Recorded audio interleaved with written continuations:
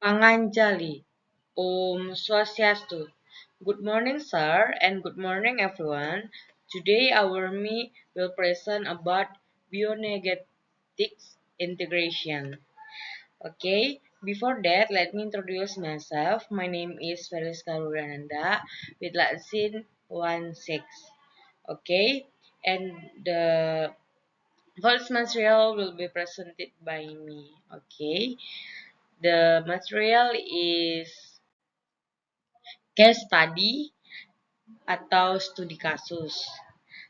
Nah, an athlete experience decreased performance, fatigue, and muscular soreness after intense training. Test results show 1. Low ATP levels. 2. Low NADH levels are elevated, but ATP levels are not significantly increased. 3. Complex 4. Cotochrome oxidase activity is decreased. And 4. Oxygen consumption is increased but ineffective in producing energy. The doctor suspects as disorder in the electron transport chain and oxidative phosphorylation.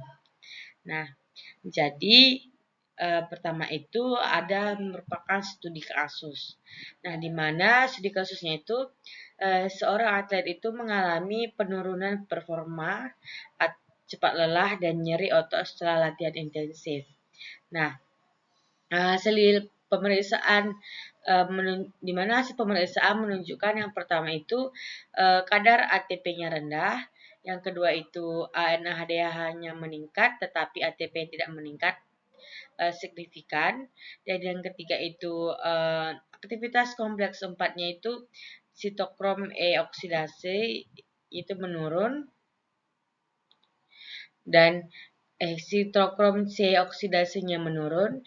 Yang terakhir itu konsumsi oksigennya meningkat namun tidak efektif menghasilkan energi, tidak efektif menghasilkan energi. Nah, di mana dokter pun menduga adanya gangguan pada rantai transport elektron dan fosforilasi oksidatif. Nah, the next material is case study question 1. The question is explain the role of the Krebs cycle in providing the electron carrier molecules NADH and FADH2 for energy production. The answer: the Krebs cycle plays a crucial role in producing high energy electron carrier molecules, namely NADH and FADH2. In this process, acetyl CoA is gradually oxidized, releasing electrons and capturing them with NAD plus and FAD plus.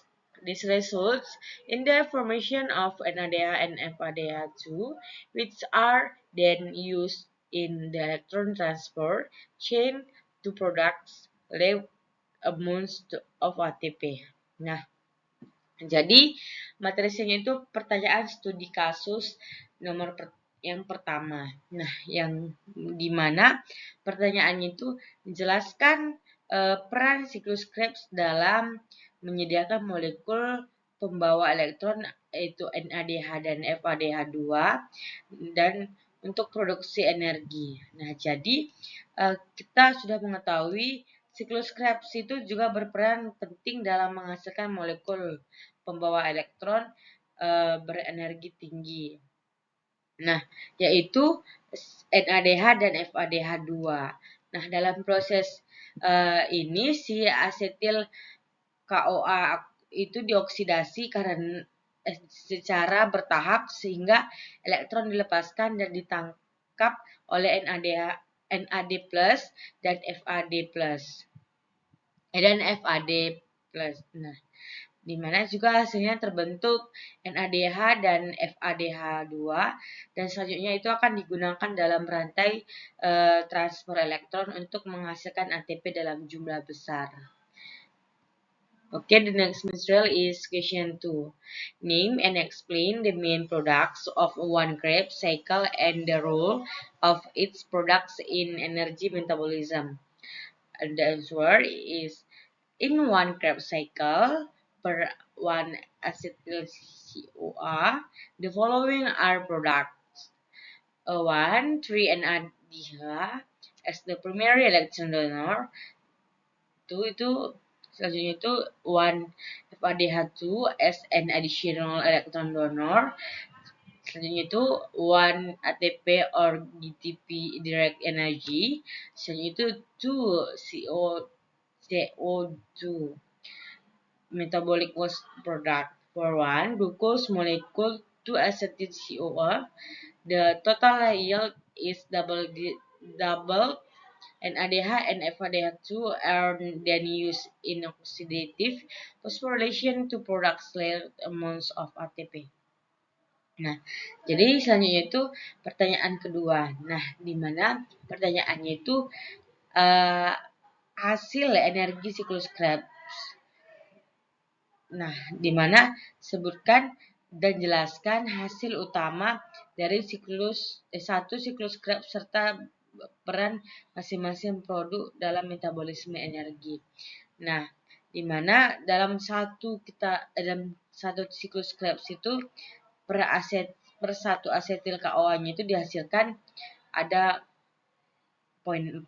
Nah, yang pertama itu dia menghasilkan 3 NADH sebagai donor elektron utama, dan selanjutnya itu dia menghasilkan 1 FADH2 yang dia dimana sebagai donor elektron tambahan, dan selanjutnya itu dia menghasilkan 1 ATP atau GTP yang mana dia itu energi langsung, dan selanjutnya itu 2 CO2. Nah, di mana hasil sisa metabolisme. Nah, di mana untuk satu molekul glukosa itu atau 2 asetil KOA itu seluruhnya hasil tersebut menjadi 2 kali lipat. Nah, di mana NADH dan FADH2-nya itu kemudian digunakan dalam proses fosforilasi oksidatif untuk menghasilkan ATP dalam jumlah besar. Okay, the next material is question 3. Why are NADH levels high but ATP levels low in this case? Explain the relationship between this condition and the electron transfer chain disorder. Nah, the answer, high NADH levels but low ATP levels indicate a disruption in the electron transfer chain. Electrons from NADH cannot be transferred optimally due to obstruction, particularly in complex 4. As a result, NADH is not oxidized to NAD+, causing it to accumulate. Because electron flow is impeded, the formation of a proton gradient is also described, resulting in a low ATP production.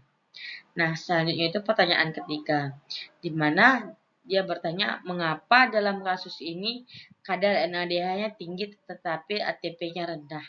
Jelaskan hubungan kondisi tersebut dengan gangguan rantai transfer elektron. Nah, di mana pada kadar ADH yang tinggi tetapi ATP-nya rendah itu menunjukkan adanya gangguan pada rantai transfer elektron, ya, di mana elektron dari NADH itu tidak dapat ditransfer secara optimal akibat hambatan, terutama pada kompleks 4. Akibatnya itu NADH tidak teroksidasi menjadi NAD+, sehingga menumpuk. Nah, di mana karena aliran elektron terhambat, maka pembentukan gradien protonnya itu juga akan terganggu sehingga produksi ATP itu menjadi rendah. The next material is question 4. Describe the flow of electron transfer in the electron transport chain from NADH to oxygen as the final acceptor. The answer: electrons from NADH enter complex 1, while electrons from FADH2 enter complex 2.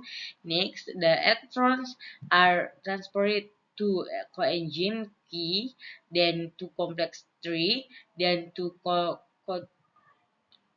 cytochrome C, and finally to complex 4. In complex 4, electrons are transferred to oxygen as the final electrons acceptor, forming water. During this process, the energy from the electron transfer is used to pump protons H+ into the intermembrane space, decreasing a proton gradient. Nah, selanjutnya itu pertanyaan keempat.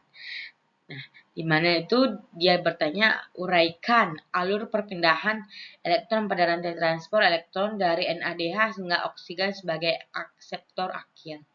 Nah, di mana kita juga sudah mengetahui elektron itu dari NADH itu masuk pertama itu ke kompleks pertama. Nah, sedangkan elektron dari FADH2 yang tadi itu masuk ke kompleks 2. Nah, selanjutnya elektron itu akan ditransfer ke koenzim Q dan kemudian ke kompleks 3 dan dilanjutkan lagi ke sitokrom C dan akhirnya ke kompleks 4. Nah, pada kompleks 4 itu akan si elektron akan ditransfer ke oksigen sebagai akseptor terakhir dan membentuk air. Nah, selama proses ini energi dari perpindahan elektron itu digunakan untuk memompa proton H+ ke ruang intermembran sehingga akan terbentuk gradien proton. Okay, the next is question 5. Explain the role of oxygen in the electron transfer chain and what happens if oxygen is not optimally available. Nah, selanjutnya itu pertanyaan kelima, di mana itu jelaskan peran oksigen dalam reaksi transfer elektron dan apa yang terjadi jika oksigen itu tidak tersedia secara optimal. Nah, jadi oksigen itu kan kita sudah ketahui dia bahwasanya berperan sebagai akseptor elektron terakhir dalam rantai transfer elektron. Nah, di mana jika oksigennya itu tidak tersedia secara optimal, maka elektronnya itu tidak akan dapat diteruskan dari kompleks 4. Nah, akibatnya itu rantai transfer elektronnya itu akan terhenti. Nah, di mana NADH-nya itu tidak dapat dioksidasi menjadi NAD+ dan produksi ATP-nya melalui fosforilasi oksidatif tidak dapat berlangsung secara efektif.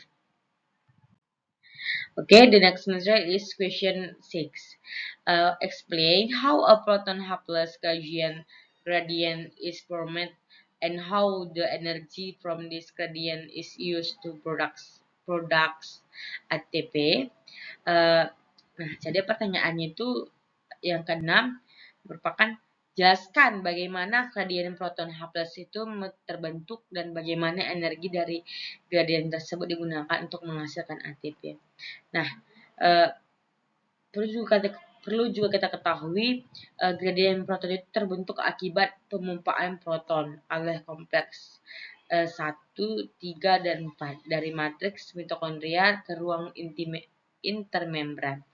Nah, gradien ini juga menciptakan energi potensial, di mana si proton tadi kemudian mengalir kembali ke matriks melalui enzim ATP sintase. Kemudian energi dari aliran proton tersebut digunakan untuk mengubah ADP dan fosfat anorganiknya menjadi ATP. Okay, the next material is question 7. In the case mentioned, the activity of complex 4 is decreased. Analyze how this description affects 1. Electron flow, 2. Proton gradient formation, 3. ATP production.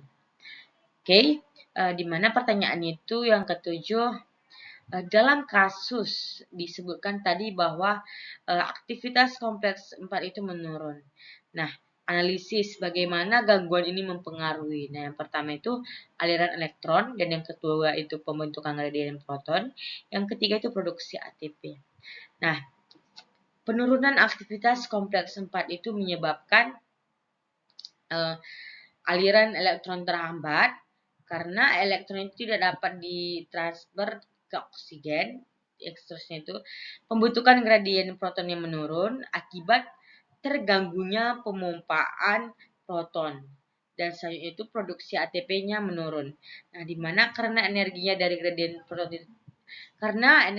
gradien proton tidak cukup untuk menggerakkan ATP sintase, Nah, jadi hal ini akan menyebabkan produksi energi menjadi tidak efisien meskipun konsumsi oksigen meningkat. The next is question 8. Compare the energy contributions of NADH or NADH and FADH2 in ATP formation through oxidative phosphorylation. Nah, jadi selanjutnya itu pertanyaan ke-8. Nah, di mana bandingkan kontribusi energi dari NADH dan FADH2. Nah, di mana dalam pembentukan ATP melalui fosforilasi oksidatif. Nah, jadi jawabannya itu adalah di mana si NADH itu menghasilkan sekitar 2,5 ATP karena masuk melalui kompleks 1, dan FADH2-nya itu menghasilkan sekitar 1,5 ATP karena masuk melalui kompleks 2. Nah, di mana perbedaan ini terjadi karena NADH-nya itu menghasilkan gradien proton yang lebih besar dibandingkan FADH2. Okay, the next material is question 7. Explain how the ATP and or ADP and ADH or NAD plus reactions regulate the rate of the one, the Krebs cycle, to the electron transfer. Nah, jadi pertanyaan selanjutnya pertanyaan ke-9, di mana itu jelaskan bagaimana rasio ATP dan ADP, ATP atau ADP dan NADH atau NAD+, di mana mengatur kecepatan. NADH+ mengatur kecepatan. Nah, yang pertama itu siklus Krebs, yang kedua itu rantai transfer elektron. Nah, jadi kecepatan siklus Krebs dan rantai transfer elektron itu diatur oleh rasio ATP atau ADP dan NADH atau NAD+.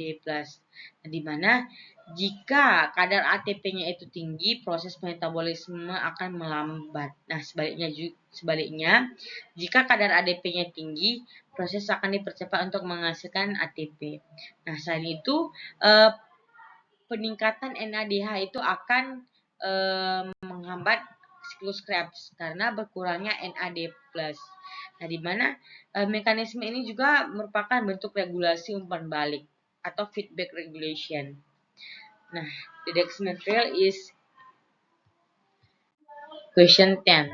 Explain in an integrated manner the relationship between 1. Glycolysis, 2. The Krebs cycle, 3. The electron transfer chain, and 4. Oxidative phosphorylation.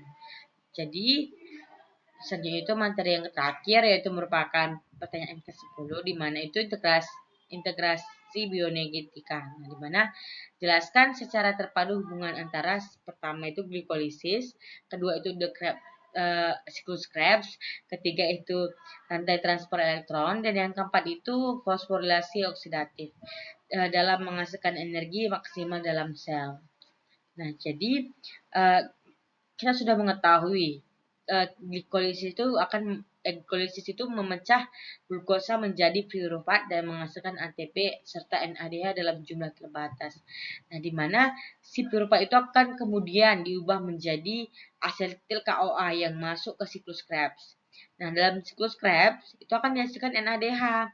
Selanjutnya NADH dan FADH2 sebagai pembawa elektron. Nah, jadi selanjutnya itu elektron dari NADH dan FADH2 itu masuk ke rantai transfer elektron dan ditransfer hingga ke oksigen sebagai akseptor akhir. Nah, proses ini juga menghasilkan gradien proton yang digunakan dalam fosforilasi itu fosforilasi oksidatif itu untuk menghasilkan ATP dalam jumlah maksimal. Maka dengan demikian keempat proses tadi itu tersebut saling berinteraksi dalam menghasilkan energi. Nah, di mana gangguan pada salah satu tahap akan mempengaruhi keseluruhan produksi ATP dalam sel.